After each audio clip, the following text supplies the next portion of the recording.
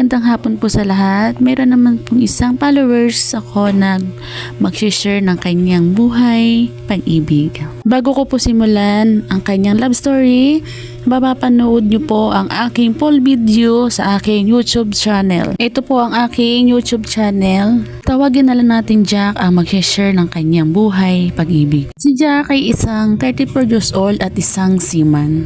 Nakilala ni Jack ang bumihag at nagpatibok ng kanyang puso nung siya ay 30 years old. Nakilala niya ito sa social media dahil sa pangungulila at malayo sa mga mahal sa buhay. Mabilis sila nagpalagayan ng loob. Mami, tawagin mo na lang Rose ang nagpatibok ng aking puso.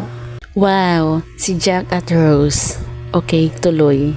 Si Rose ay isang dalagang ubod ng ganda. Tuwing magkakausap kami sa social media, nagigiliw na giliw ako sa kanya, nawawala ang pagod, stress, pangungulila ko sa aking mga mahal sa buhay. Habang lumilipas ang panahon, lalo akong nahuhulog sa kanya.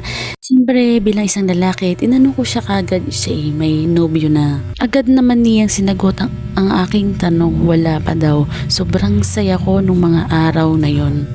Lumilipas ang araw, linggo, buwan. Hindi ko namamalayan, mag-iisang taon na pala ako dito sa barko, Mami M. Sa bawat araw nakausap ko siya, lalo akong nahuhulog sa kanya.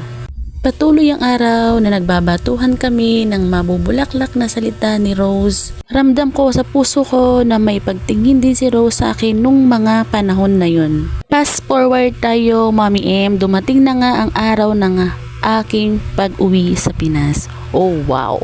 Walang kamali-malay si Rose na ako'y uwi na sa Pinas. Oo, Mami M, hindi ko sinabihan si Rose na ako'y uwi na ng Pinas. Sinurprise ko si Rose. Gaya nga ng inasahan ko, sobra siyang na-surprise sa aking pag-uwi. Mami M, tinanong ko siya kung pwede kaming magkita. Agad naman niya akong sinagot, pwede daw. Noong mga araw na yon, excited at tuwang-tuwa talaga ako na kami sa wakas. In the first time, magkikita na kami ng aking minamahal na si Rose. Oo, Mami minamahal ko na siya kahit hindi pa kami magkasintahan. Dumating na nga ang araw ng aming pagkikita ni Rose. Nagkita kami sa SM Sukat. Agad ko siyang nilapitan nung nasilayan ko pa lang siya. Wow, napawaw na lang ako sa kanya dahil hindi lang pala sa social media siya maganda. Sa personal din, Mami M.